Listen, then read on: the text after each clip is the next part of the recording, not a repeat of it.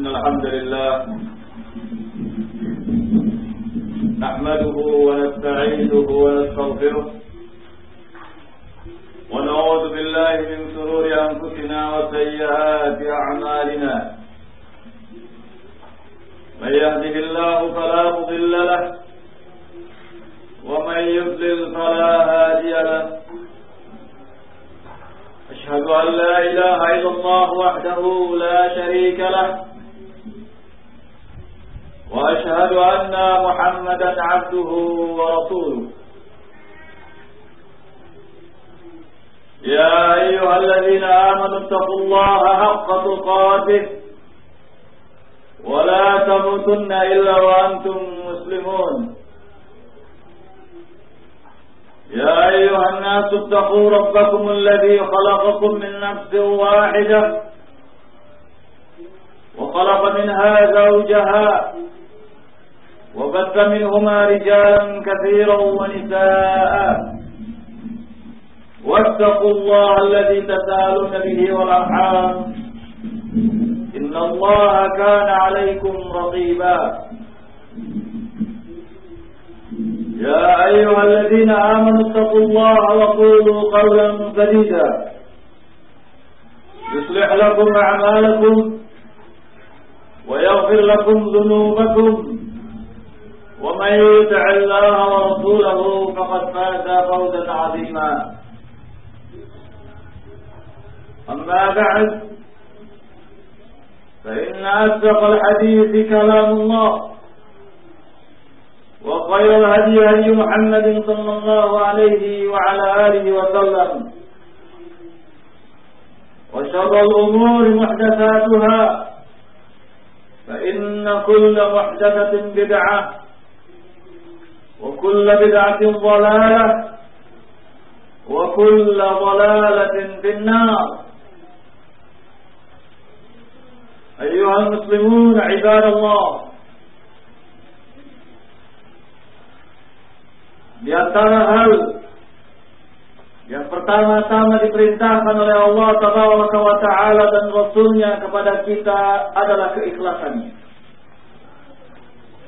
Bal ikhlasu huwa tasfiyatul amal bi salihin niyyah. Ikhlas adalah membetulkan amalan dengan niat yang baik. Setiap amalan, meski secara zahirnya kelihatan baik, meski tujuannya untuk kepentingan umum, tetapi yang demikian itu tidak akan bermanfaat bagi pelakunya illa bil ikhlas, kecuali dengan keikhlasan. Karena sesungguhnya agama itu adalah keikhlasan. Wala dina illa bil ikhlas, dan tidak ada agama kecuali dengan keikhlasan. Allah Tabaraka wa Ta'ala menyatakan dalam firman-Nya Quran surat Az-Zumar, Inna anzalna ilaika al-kitaba bil haqq fa'budillaha mukhlishan lahu ad-din ala lillahi ad-dinul khalis. Sesungguhnya kami telah menurunkan kepadamu Alkitab Al-Quran dengan hak, maka beribadahlah kepada Allah dengan penuh keikhlasan, karena sesungguhnya agama Allah itu adalah agama keikhlasan. Allah Tabaraka wa Ta'ala berfirman di dalam Quran surat Al-Bayyinah, wa ma umiru illa liya'budullaha mukhlishan lahu ad-din, dan tidaklah mereka semua itu diperintah melainkan agar menjalankan agama Allah dengan penuh keikhlasan. Allah Tabaraka wa Ta'ala juga berfirman dalam Quran surat Al-Kahfi, "Faman kana yarju liqa'a rabbih falya'mal 'amalan shalihan wa la yushrik bi'ibadati rabbih ahada." Maka barang siapa yang menghendaki perjumpaan dengan Rabb-Nya, hendaknya dia melakukan amalan-amalan yang saleh dan tidak menyekutukan Rabb-nya dengan sesuatu apapun. Kalimat tidak menyekutukannya dengan sesuatu apapun adalah anjuran agar amalan apa saja yang dilakukan hendaknya tujuannya dalam rangka meraih keridhaan Allah Tabaraka wa Ta'ala dan tidak meraih tujuan-tujuan yang lainnya. Allah Tabaraka wa Ta'ala juga berfirman dalam Quran surat Al-Hajj, "Lan yanalallaha luhumuha wala dima'uha, walakin at-taqwa minkum." Allah Tabaraka wa Ta'ala tidak akan menerima daging-daging unta dan juga darah-darahnya. Akan tetapi Allah Tabaraka wa Ta'ala hanya akan menerima ketakwaan dari kalian. Hadihil ayat, ayat-ayat ini semuanya menerangkan kepada kita bahwasanya seorang hamba tidak akan dapat kemanfaatan dari apa yang telah diusahakannya dan dikerjakannya illa bil ikhlas, kecuali jika ikhlas dan jika dibarengi dengan ketakwaan kepada Allah Tabaraka wa Ta'ala. Ayyuhal muslimun, ibadallah, jika ketakwaan sudah hilang dalam hati seseorang, maka ketika ia mencintai sesuatu, ia akan mencintai karena dorongan hawa nafsu. Ketika ia membenci sesuatu, maka ia akan membencinya karena dorongan hawa nafsu. Ketika ia memberi sesuatu, maka ia akan memberi dengan dorongan hawa nafsu. Ketika ia akan menolak, maka dia akan menolak karena dorongan hawa nafsu. Intinya, orang yang tidak memiliki keikhlasan adalah orang yang tidak punya ketentuan syar'i dalam setiap tindakan-tindakannya. Karena begitu pentingnya keikhlasan, Nabi alaihi salatu wassalam di dalam hadis yang diriwayatkan oleh Imam Muslim menyatakan dengan tegas, "Innallaha la yanzuru ila ajsamikum." Sesungguhnya Allah Tabaraka wa Ta'ala tidak akan melihat kepada tubuh-tubuh kalian, kecil atau besar, tua atau muda. Wala yanzuru ila suwarikum. Dan Allah Tabaraka wa Ta'ala tidak akan melihat kepada bentuk rupa kalian, hitam atau putih, kaya atau miskin, sarjana atau bukan. Walakin Allah yanzuru ila qulubikum wa a'malikum.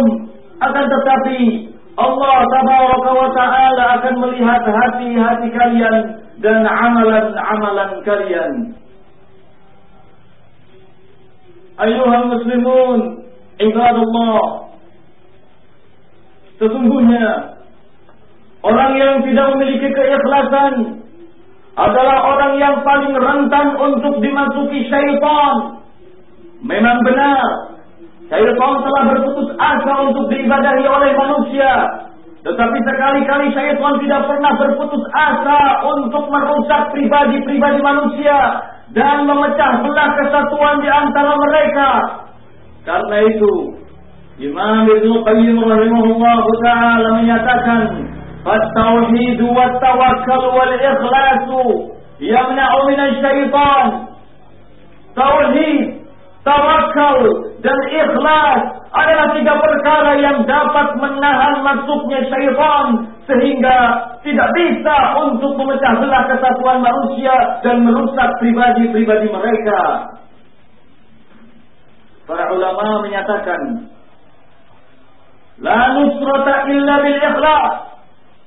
Pertolongan Allah Tabaraka wa Ta'ala itu tidak akan turun.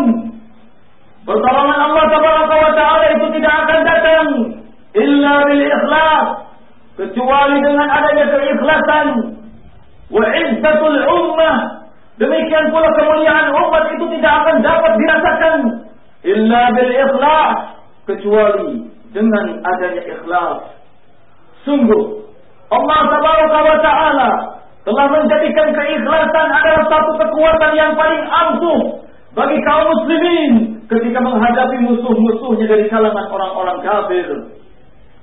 Allah Taala telah menjadikan keikhlasan sebagai sebab timbulnya izzatul muslimin, kemuliaan di tengah-tengah kaum muslimin.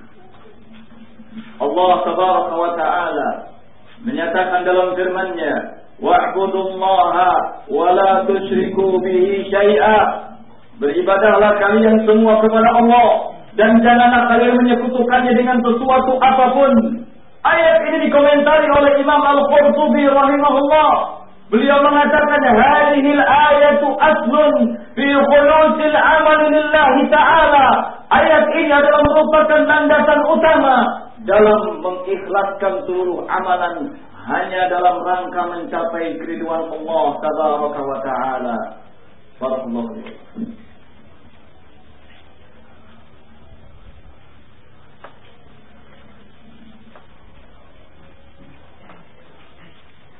Alhamdulillah wassalatu wassalamu ala Rasulillah wa ala alihi wa sahbihi wa man walah. Wa ashhadu an la ilaha illallah wahdahu la sharika lah wa ashhadu anna Muhammadan 'abduhu wa rasuluh. Ayyuhal muslimun ibadallah, kita memiliki banyak uswatun hasanah dari para salafus saleh, dari orang-orang yang terdahulu. Kita banyak memiliki contoh dari para nabi-nabi dan rasul-rasul kita. Lihatlah Nuh alaihi salatu wassalam, dengan lantangnya beliau mengumumkan dirinya di hadapan seluruh para pengikutnya, seperti yang disebutkan oleh Allah Taala dalam firman-Nya Quran surat Hud. Ya qaum, la as'alukum alaihi min malin in ajriya illa 'ala Allah. Wahai kaum, aku tidak menginginkan harta benda sebagai upah atas seruanku. Sesungguhnya upahku hanyalah ada di sisi Allah Taala. Ini dia Nabi Hud alaihi salatu wassalam. Ia menyatakan di hadapan kaumnya, seperti disebutkan oleh Allah Taala dalam firman-Nya Quran surat Hud. Ya qaum, la as'alukum alaihi min ajrin in ajriya illa 'ala alladhi fatarani. Wahai kaum, aku tidak meminta kepadamu upah sebagai imbalan atas apa yang aku serukan kepadamu, karena sesungguhnya upahku ada di sisi Allah yang telah menciptakanku. Inilah dia Nabi kita Muhammad sallallahu alaihi wa ala alihi wasallam. Beliau menyatakan di hadapan kaumnya, seperti yang disebutkan oleh Allah Taala dalam Quran surat Asy-Syura. Ya qaum, la as'alukum alaihi min ajrin illa al-mawaddata fil qurba. Wahai kaum, aku tidak sedikit pun meminta kepada kalian upah atas apa yang aku serukan. Illa al-mawaddata fil qurba. Yang aku inginkan hanyalah kasih sayang dalam kekeluargaan. Subhanallah, para nabi tak seorang pun di antara mereka yang meminta upah atas apa yang telah dikerjakannya. Tak ada seorang pun di antara mereka yang ingin mendapatkan sanjungan dan pujian atas apa yang telah dilakukannya. Wa hadza nabiyyuna Muhammad sallallahu alaihi wasallam. Ini nabi kita Muhammad sallallahu alaihi wasallam, Nabiyyur Rahmah, nabi yang penuh dengan kasih sayang. Ia tidak menginginkan apa-apa dari umatnya melainkan adanya kasih sayang dalam kekeluargaan. Itu yang beliau inginkan, sehingga pantas bila beliau mendapatkan gelar Nabiyyur Rahmah, nabi yang penuh dengan kasih sayang. Yang beliau inginkan hanyalah ketenangan, yang beliau inginkan hanyalah ketentraman, yang beliau inginkan hanyalah kenyamanan hati, kekeluargaan dan kekerabatan. Ini yang beliau inginkan. Sungguh, apa yang beliau inginkan ini tidak mudah untuk terrealisasi, kecuali jika masing-masing kita mengikhlaskan diri hanya untuk meraih keridhaan Allah Tabaraka wa Ta'ala, membuang jauh-jauh sikap egois, hendaknya masing-masing di antara kita menerima dan mengakui akan kelemahan pribadinya. Kemudian setelah itu hendaknya masing-masing di antara kita menyatakan bahwa apapun yang kita lakukan ini semata-mata karena mencapai keridhaan Allah Tabaraka wa Ta'ala, bukan karena si fulan, bukan pula karena si Alan. Hingga dengan demikian akan terbentuklah kesatuan, akan terbentuklah kasih sayang, akan terbentuklah kekeluargaan, akan terbentuklah kekerabatan. Allahumma alif baina qulubina, ya Allah, satukanlah hati-hati kami ala tauhid wat tawakkal wal ikhlas. Satukanlah hati-hati kami di atas tauhid, satukanlah hati-hati kami di atas tawakal, satukanlah hati-hati kami di atas keikhlasan. Ya Allah, Allahumma jannibna min kulli su'in wa makruh. Ya Allah, jauhkanlah kami dari perkara-perkara yang tidak kami sukai dan dari perkara-perkara kejelekan yang akan menimpa kami. Innaka antas samiul alim. Sesungguhnya Engkau ya Allah Maha mengetahui dan Engkau Maha mendengar. Rabbana atina fid dunya hasanah wa fil akhirati hasanah wa qina adzaban nar. Wa akhiru da'wana alhamdulillahi rabbil alamin wa aqimus salat.